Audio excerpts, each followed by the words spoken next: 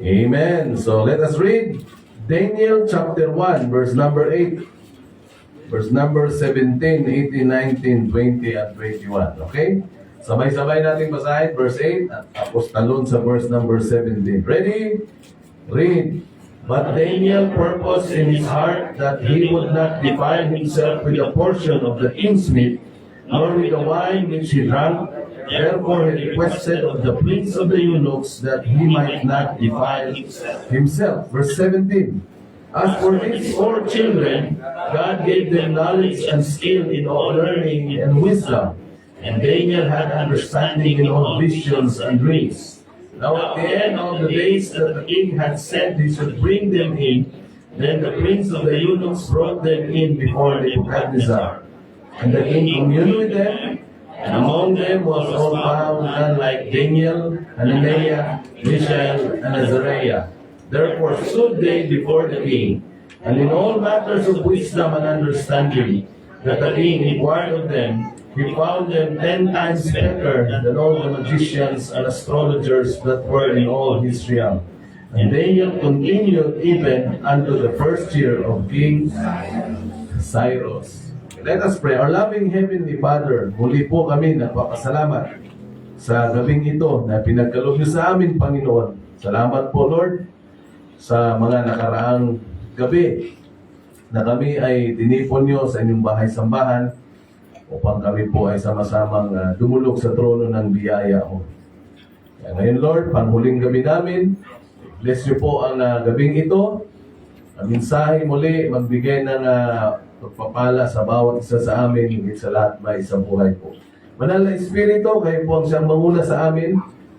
Please, convict our hearts and minds. At Panginoon, i-bless niyo rin po ang mga makakapanood ng preaching na ito. Salamat po ng marami. Humihingi po kami ng kapatawaran sa lahat po ng aming mga nagawang pagkukulang at pagkakasala. Salamat ng marami. Ang lahat ng ito ay hiling namin at dalangin sa pangalan ng iyong buktong na anak na si Kristo Jesus. Amen. Amen. Sumakaw po ng bawat isa. So 10 times better. Amen? 10 times better. 10 beses na mas mainam, no? Mas angat kaysa sa iba. At mula day 1, alala niyo ba yung yung puntos doon? Why they became 10 times better? What's the first point? They stood up for what is right. Tinayuan nila kung ano yung tama. And before you stood or you stand, what is right? Of course, you must know first. Alamin mo muna kung ano yung tama. Tama ba? Mahirap naman manindigan ka, tapos di mo alam kung ano tinitindigan mo. So know first what is right. Know what is right. Pangalawa, keep what is right. Talagang pahalagahan mo kung ano yung tama. Amen? And sa second night, ano yung mensahe doon? They serve only the true and the living God. Kaya nga they became 10 times better because they serve only the true and the living God.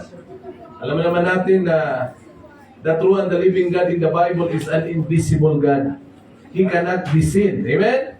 John 4:24, God is a spirit, and they that worship Him must worship in spirit and in truth. Kaya ang Diyos natin hindi nakikita. That's why we are serving Him, we worship Him by, not by sight, but by faith, no? At ito yung pinaka-manual ng ating pagsamba sa Diyos. This is our manual, okay? Then pangatlo, no, they became 10 times better because they stood up for what is right. Pangalawa, they serve only the true and the living God. Number 3, they seek God first. Inuna talaga nila ang Diyos. Kaya sa buhay natin, una talaga dapat ang Diyos, no? Among our priorities, kung ilan yung ating priorities, sabihin mga importanteng bagay na ating dapat gawin, dapat ang number 1 talaga dyan ay Diyos. Amen? Hindi pwedeng number 2. Hindi pwedeng number 3. Number 1 dapat. Amen. Pag inuna natin ang Diyos, sabi ng Bible sabi ng Panginoon mismo, but seek ye first the kingdom of God and His righteousness, and all these things shall be added. Shall be added. Lahat ng meron tayo, no? Mga legitimate needs natin, pati nga wants minsan no? Hindi yan magkukulang kasi dadagdagan ng Diyos. Amen? Kung may pera ka, Panginoon mo ang Diyos, hindi ka maubusan ng pera. Kasi dagdagan ng Panginoon no? Pag dinagdagan niya, kailangan meron kang pera, 10. Inuna mo ang Diyos. Dinagdagan ng Diyos, naging 11 pesos. At least nadagdagan, no? Kaya unahin natin, kailangan ang priority natin sa ating buhay, ang Diyos. Yes, amen. Alam nga, seek ye first the kingdom. Alam nga, ang isang kingdom, it cannot be called kingdom kung walang king. Right. Amen? Kaya nga kingdom kasi may hari Kaya, sa isang kingdom, meron meron yung kung ano sabi nga, kung ano sinasabi ng hari, kailangan hindi mababali. Susunod dyan. Kung ano sinasabi ng hari, batas yun. Sa atin, ang hari natin, wala nang iba, kundi ang tinatawag sa Biblia na King of Kings and Lord of Lords. Sino yun? Si Jesus Christ. Amen. We are His domain, no? Sakop din ng ating Panginoon. Kaya dapat tayo magpasakop talaga. Yes. Amen. Para yung lahat ng pangailangan natin ay hindi magkulang ba kundi dagdagan at dagdagan ng Diyos, no? The more we put God first in our lives, lalong mag-a-add ang Panginoon, lalong siya magdadagdag. Amen. Then pang-apat, they became 10 times better. They stood up for what is right. They served only the true and the living God. They seek God first. Number 4, they surrendered everything to God. Amen. Surrender. Pang-5, Sunday. No? Sunday kasi yun. Kaya walang... Ano ang puntos mo nung linggo? Ha? They serve. Oh. Basta, kasi Sunday. No? Wala ko nung linggo ng gabi, no? Then pagka-Lunes, ano ang mensahe? Ha? They separate themselves. Talagang hiniwalay nila ang sarili nila. Siyempre sa mundo, sa kamunduhan, sa kasamaan. Amen? Ano sunod? Pang-pito. Ano? Sino yung praise? Ito. Ano? Hindi ko rin na kung... Ha? Then number 8, yun. Pastor Ruiz. Yun yung special service, no? About pagsusupport naman yun. Maganda rin, they supported each other, di ba? Si Daniel, sinusuportahan niya yung mga kaibigan niya. Yun naman mga kaibigan niya, sinusuportahan siya. Kaya, suporta lang sa isa't isa. Tapos kagabi, ano?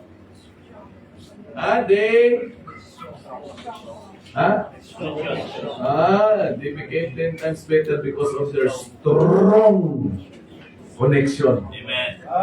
Ang connection nila, hindi sa tao, kundi sa Diyos. Amen. And because of their strong connection, anong meron sa kanila? Courage. Pag malakas ang connection mo sa isang tao, alam mo, may tapang ka eh. Right. No? Tapos ano? Courage, ano pangalawa? Confidence. Grabe ang kanilang taas na kanilang kumpiyansa. So ngayong gabi, last point. Ready na ba kayo? Last point, tapos meron 2 sub-points. Ready na? So they became 10 times better. Number 10, last point. Because they were smarter than others.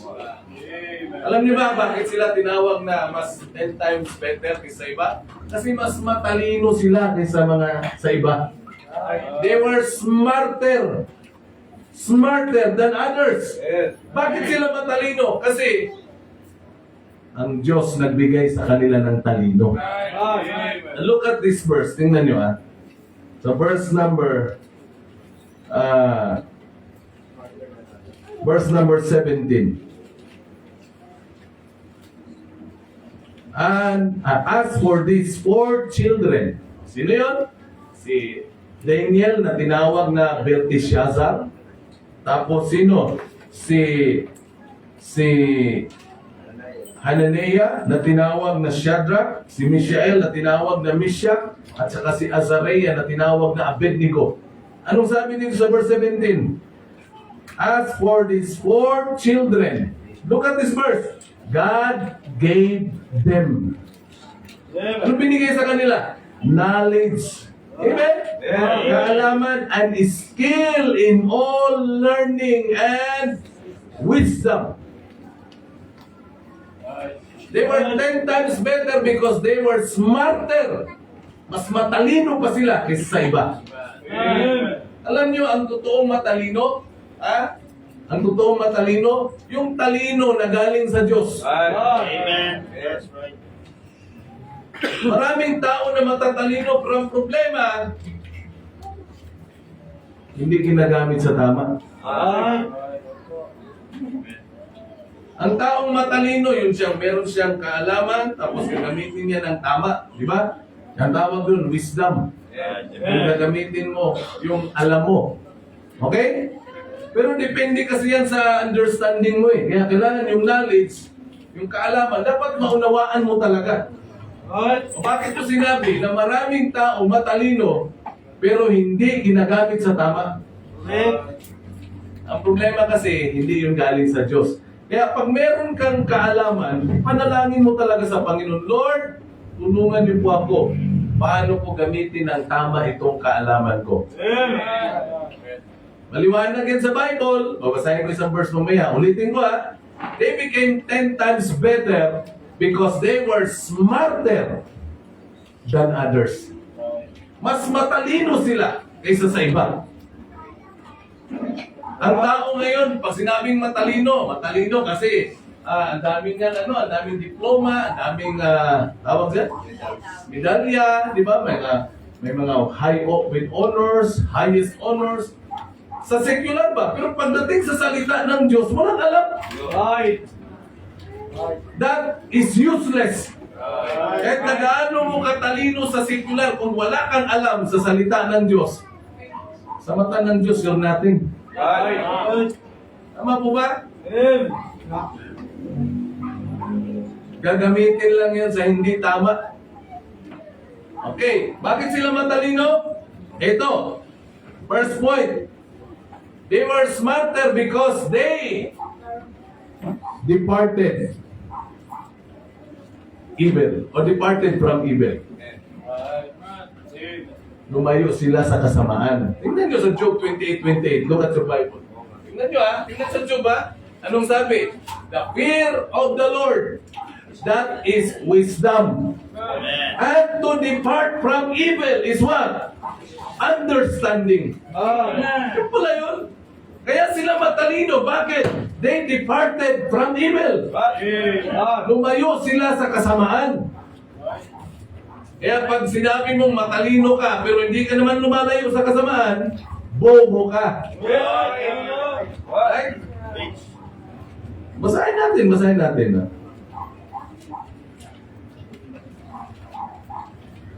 Job, Ezra, Nehemiah, Esther, Job, yun. Job chapter 28, verse 28, page 504. Page 504.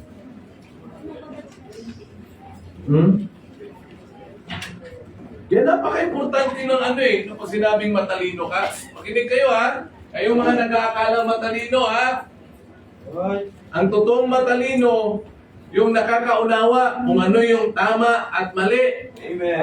At kung alam niya na mali, aalis siya dyan. Alam niyang kasamaan yan, lalayo siya dyan. Yan ang totoong matalino.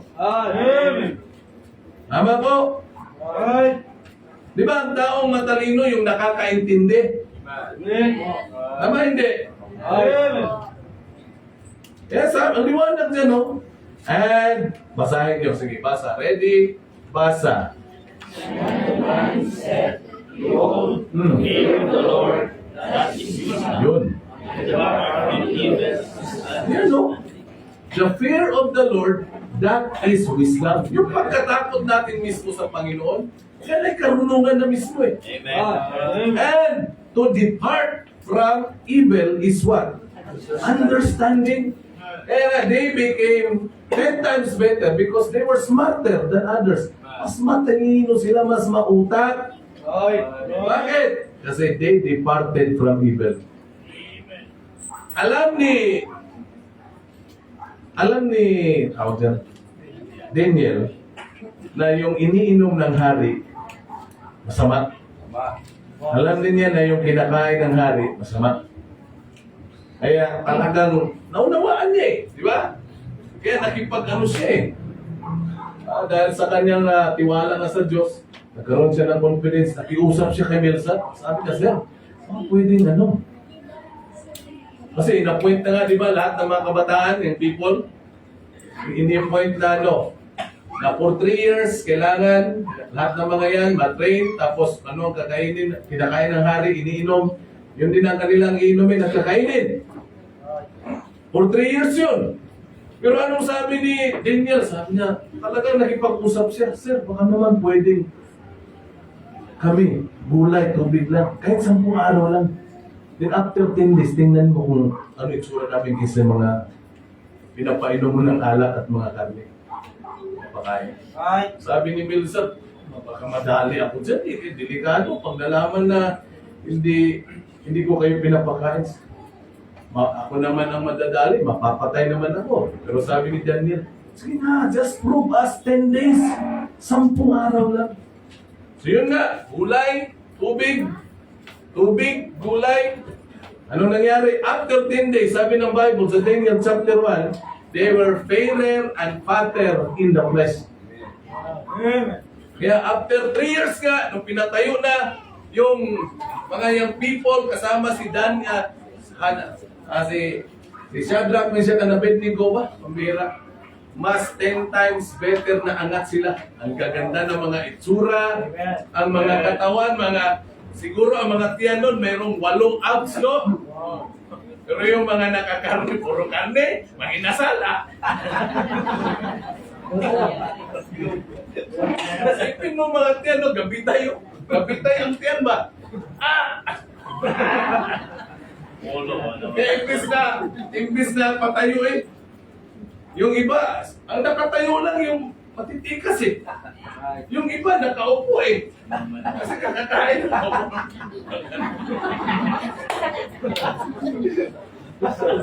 Hindi makatayo ng maayos eh. Bakit? Mga burdak ang tiyan.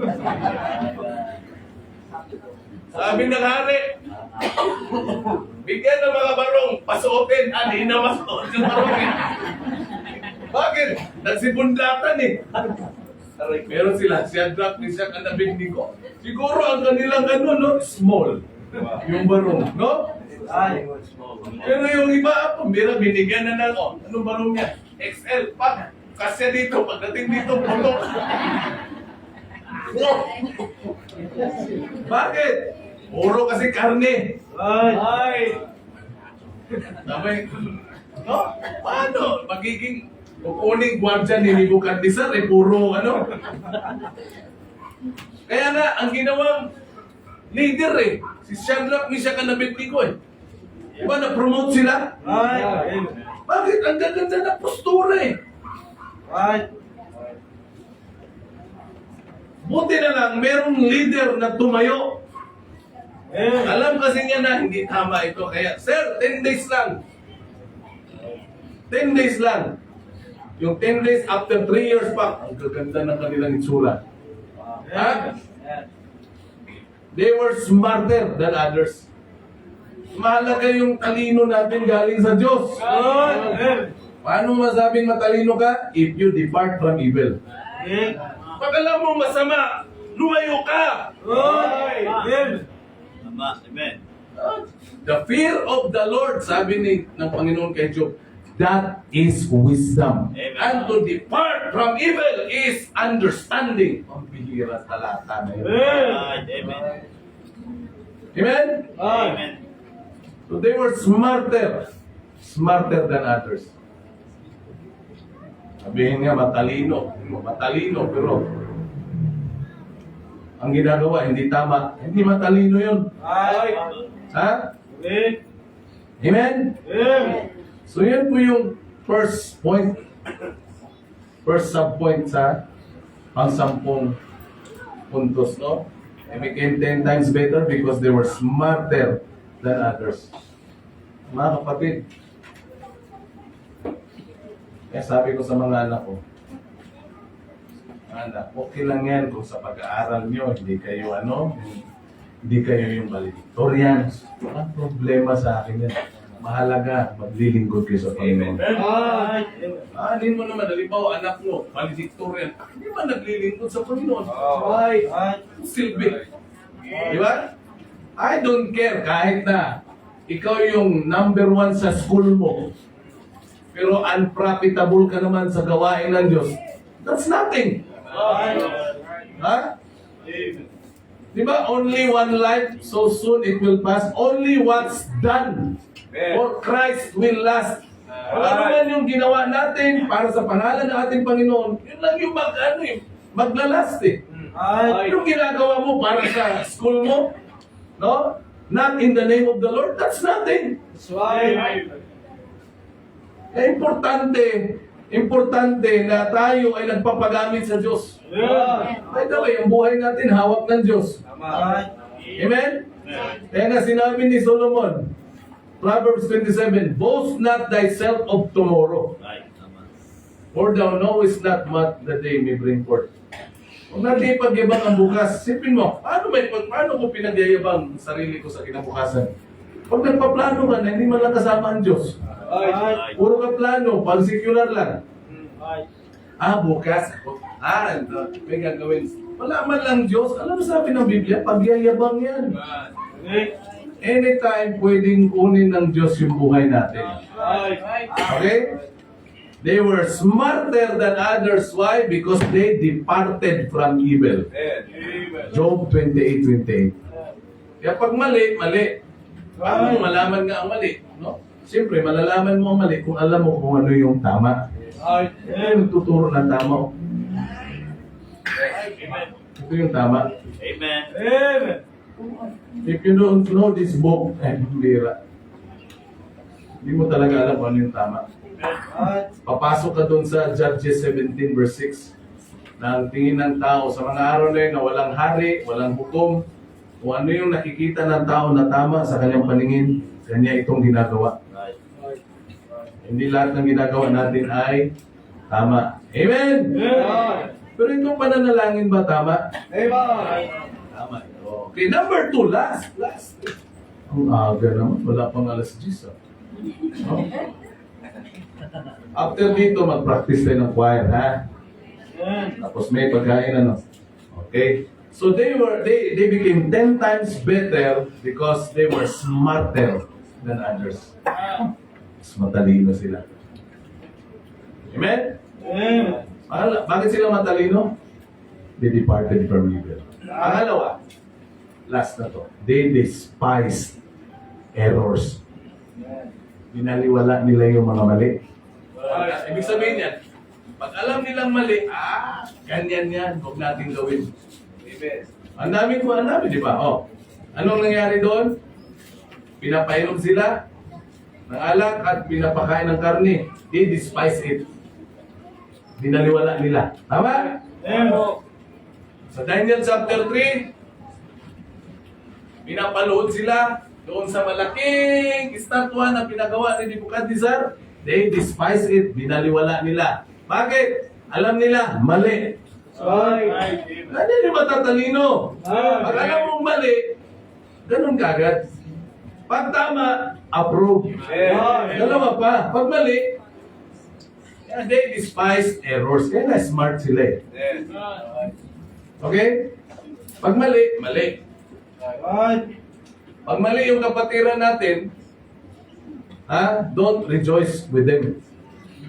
Kasi ginawa mo don't consent with them, Kailangan, kung may mali, sabihin, hindi yan tama.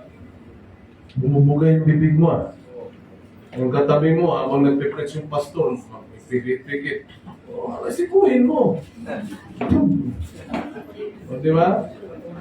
Wala pa nga prayer time, nagpipray na. Hindi tama yun. Hindi tama yun. Kaya kailangan, pag preaching, ang pastor lang yung magsasalita. Ang mga nakaupo, makikinig. Yun. Amen. Pag sinabi ng pastor na, okay, mag-pray na tayo, saka na tayo mag-pray. Eh, iba nagpipray na eh. Oh. Eva! During preaching, hindi ko kailangan ng prayer warriors muna. Right. Right. Kailangan makinig muna. Ay, day. Ayusin mo po mo. Ayusin mo po mo.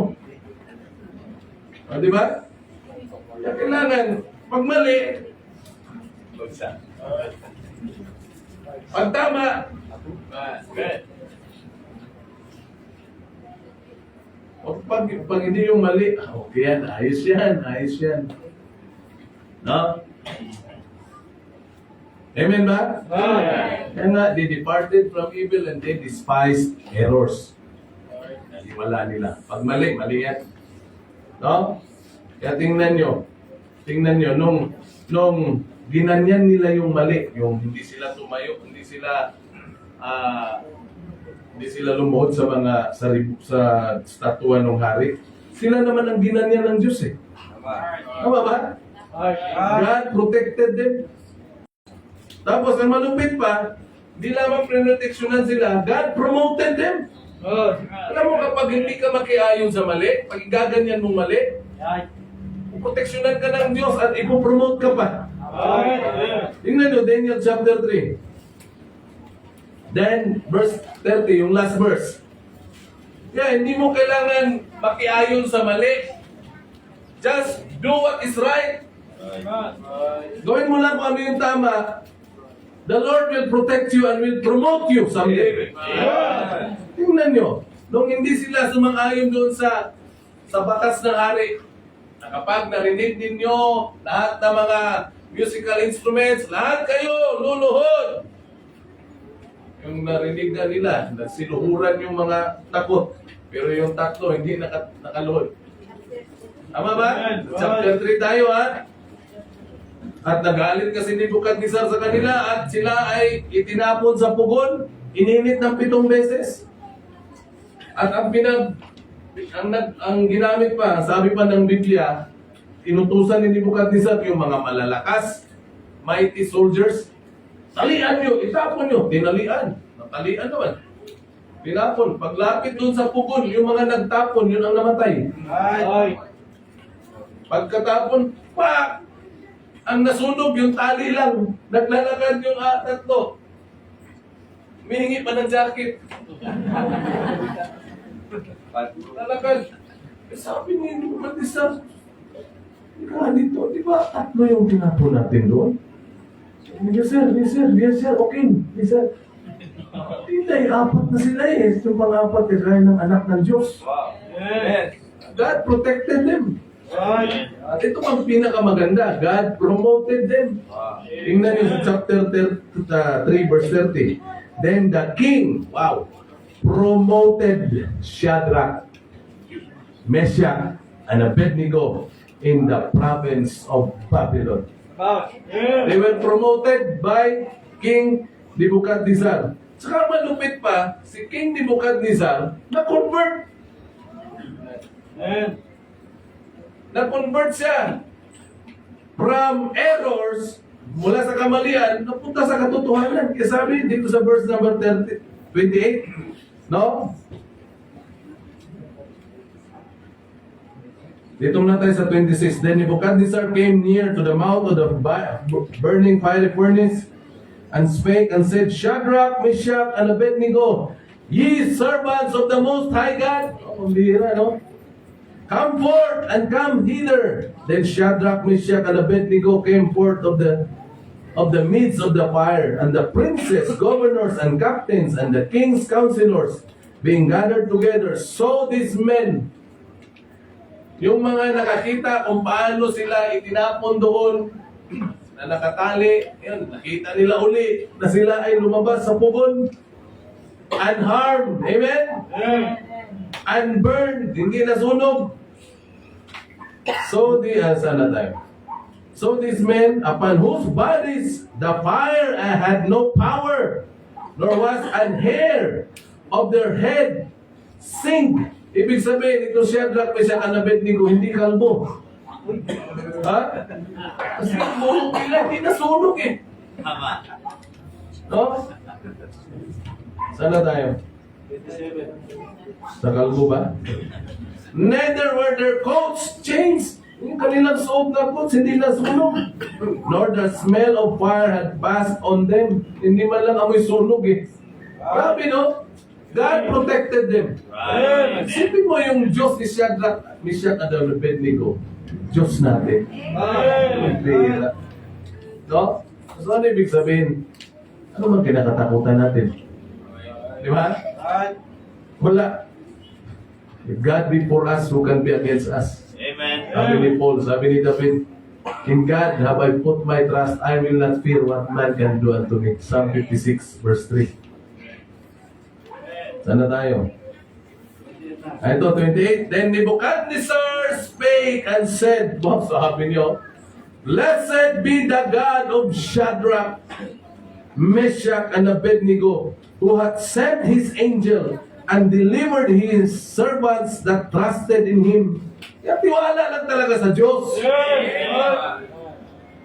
And have changed the king's word and yielded their bodies that they might not serve nor worship any God except their own God. Therefore, I make a decree. Gumawa ngayon siya ng batas na ano? That every people, nation, and language which speak anything amiss against the God of Shadrach, Meshach, and Abednego shall be cut in pieces, and their houses shall be made a dunghill, because there is no other God that can deliver after this sort. Sige, ano pa ito si Nebuchadnezzar na-convert? Kung paano yung batas niya yung una, lahat na makarinig na mga tunog ng musika, luluhod sa Diyos na pinagawa ko. Ngayon batas ulit, ang sino mang magsalita ng hindi maganda laban sa Diyos ni Shadrach, Meshach, and Abednego ay shall be cut in pieces. Grabe no? At anong ginawa ni Nebuchadnezzar? Nebuchadnezzar promoted Shadrach, Meshach, and Abednego. Bakit? They despised errors. Amen. Ginanyan, dinaliwala nila. Inalipusta nila yung mali. Kapag mali, mali talaga. Sabi nga ng Bible, di ba, sa 1 Corinthians 13, verse 6 yata, rejoice not in iniquity.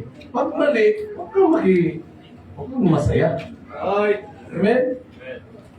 Kaya they were smarter than others. Bakit? They departed from evil.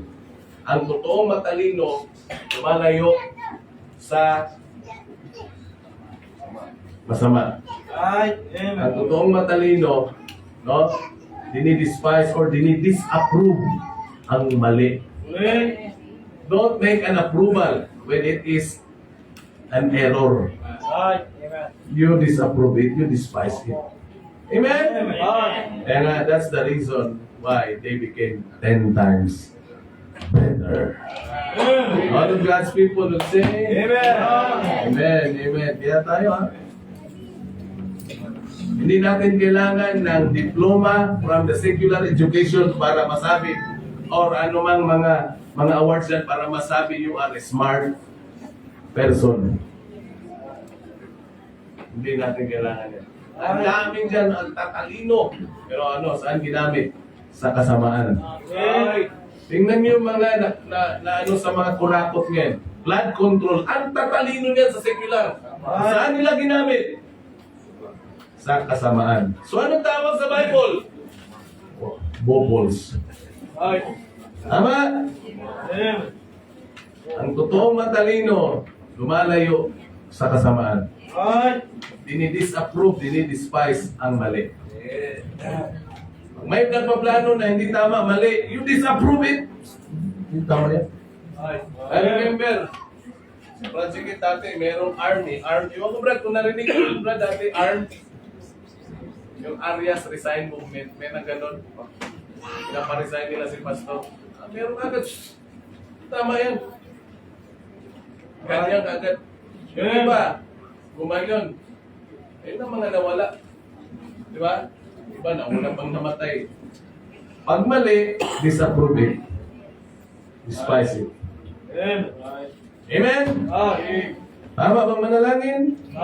Okay, let us go to the Lord in prayer. Lord, thank you sa gabing ito. Salamat sa inyong makapangyarihan salita na aming nabasa. Lord, tulungan niyo po kami sa aming panalangin, Banal Espiritu. Paalala niyo po sa amin yung mga dapat namin panalangin. Maraming salamat. Purihin ka. Humihingi kami ng kapatawaran sa lahat po ng aming mga nagawang pagkakasala laban sa inyo. Purihin po kayo. Sa pangalan ng Panginoong Jesucristo, ito po yung aming dalangin. Amen. Amen. Okay. Pray na tayo. Akin na yung ano. So, muli, sa Sunday, anniversary natin, bisita, ha? Bisita. Amen ba? Amen. Mga bisita natin ay maano natin sila ma-invite. Yung mga police, no, invite ko yung company commander